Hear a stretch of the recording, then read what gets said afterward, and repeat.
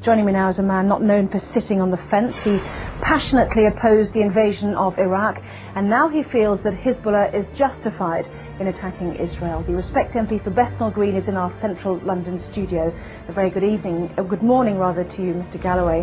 How do you justify your support for Hezbollah and its leader, Sheikh Hassan Nasrallah? A preposterous way to introduce an item, and what a preposterous first question.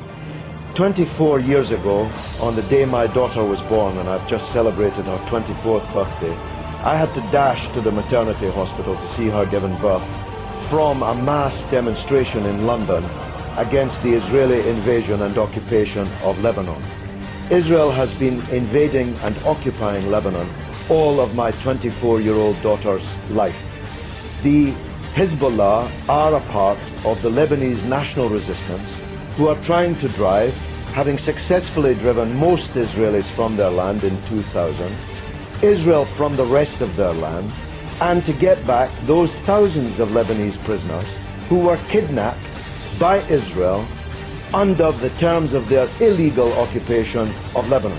It's Israel that's invading Lebanon, it's Israel that's attacking Lebanon, not Lebanon that's attacking Israel. You've just been carrying a report of 10 Israeli soldiers on the border getting ready to invade Lebanon, and you ask us to mourn that operation as if it were some kind of war crime.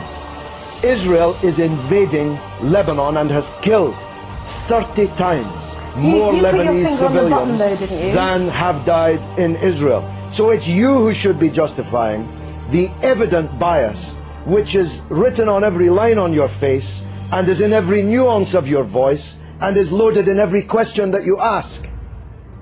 Right, you put your finger on the button though, didn't you, when you said that Hezbollah was set up back in the 1980s in order to remove every Israeli soldier from Lebanese soil. As you said, it achieved that in 2000. No, it didn't. This is a setback. No, it didn't. It didn't. This is a key point that you're concealing from your viewers. Israel was forced out of most of the south of Lebanon in 2000. It still occupies a part of Lebanon since 2000. The Shebaa Farms area, which is subject to this latest UN draft resolution. Thousands of Lebanese prisoners have been kidnapped by Israel. Hezbollah I spoke just a moment ago to the Israeli Foreign Ministry spokesman who said that the 3 Lebanese who have been captured, perhaps you'd like to use that word, have been before a judge and been through a court of law. Oh, please, have a slightly longer memory than 4 weeks. I'm talking about the thousands of prisoners taken during the 18 years of Israeli occupation, illegal occupation of South Lebanon. These are the prisoners that have to be released in exchange for the Israeli soldiers that were captured at the beginning of this wave of the crisis. Can I ask you about a report that's in today's Sunday Telegraph, which showed that Iran has given Hezbollah long-range missiles capable of targeting any part of Israel.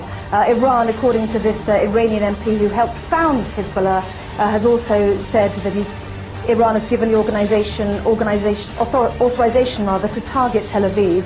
Can you blame Israel for wanting to destroy those missiles? This is preposterous. America has given Israel missiles that can target not just every city in Lebanon, but every city in the Arab and Muslim world, including Iran.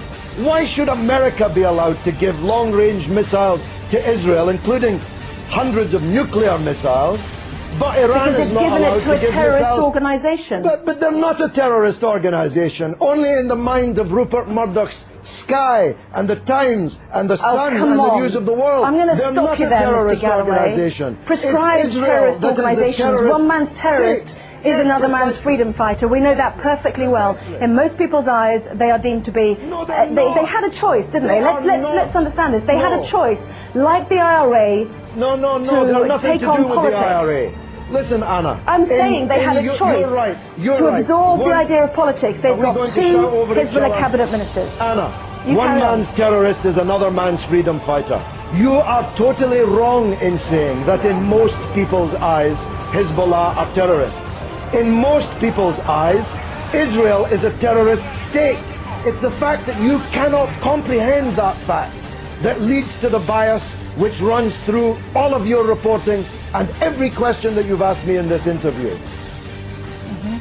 Can I ask you one question? I was relating to the IRA and Sinn Féin. They have decided to embrace politics. Hezbollah had the chance to embrace politics. They've already got two cabinet ministers. They're well respected in the south. They are. That's what I'm saying. If you listen to me, I'm saying they've got two cabinet ministers already. They had a chance to do that. Why did they need to capture and kill Israeli soldiers on the border? Surely that sets back their ambitions to be a political force inside a democratic Lebanon. Look, because Israel occupies their country and holds thousands of their compatriots as kidnapped hostages in their dungeons. It's really very simple, except if you think only in a clock that goes back 4 weeks. If you know, and you're old enough to know better, that this origins of this conflict are not 4 weeks or 4 years or 14 years, but are decades old. You want people to think that the crisis started when the clock started ticking on Sky News. No, I don't the people at all. in Lebanon I want to ask you differently. I want to ask you one final question. Do you think that the 4 weeks that we've seen, as you mentioned, the 26 days of this crisis, has set back Hezbollah's ambitions? Not only are Israeli soldiers now over the border... Let me finish. Would you mind letting me finish, please?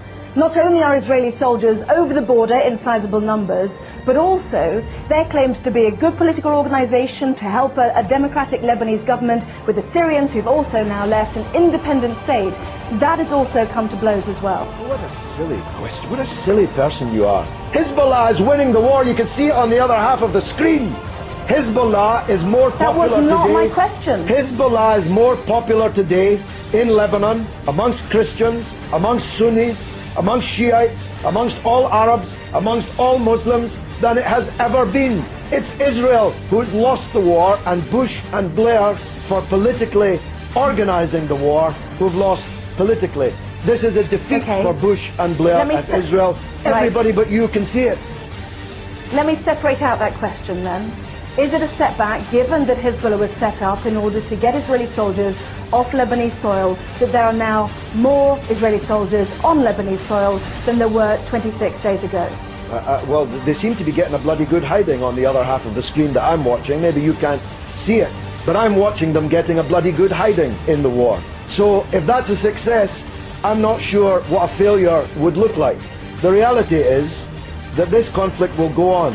The United Nations resolution solves nothing, gives Lebanon nothing, gives the prisoners in Israeli dungeons nothing, and as Anne Clewid, my erstwhile colleague, was just saying, Israel has just kidnapped even more Palestinian politicians, cabinet ministers, members of parliament, and thousands of others held in Israeli dungeons, and this war will continue until the overall settlement is reached. That settlement must mean Israeli withdrawal from all occupied territory that it currently holds since the war in 1967, the release of all political prisoners, and a state for the Palestinians with East Jerusalem as its capital. No justice, no peace. You're not going out of business as a newscaster in Jerusalem anytime soon, believe me. Well, as usual, you have prompted a huge email response both for and against you, Mr. Galloway, so we'll leave it there. I have to say that some people might find it offensive when more families are mourning their dead to hear you say that it was a bloody good hiding. So you don't give a damn. You don't even know about the Palestinian families. You don't even know that they exist. Tell me the name of one member of the 7 members of the same family slaughtered on the beach in Gaza by an Israeli warship. You don't even know their name, but you know the name of every Israeli soldier who's been taken prisoner in this conflict, because you believe, whether you know it or not, that Israeli blood is more valuable than the blood of Lebanese or Palestinians. That's the truth, and the discerning of your viewers already know it.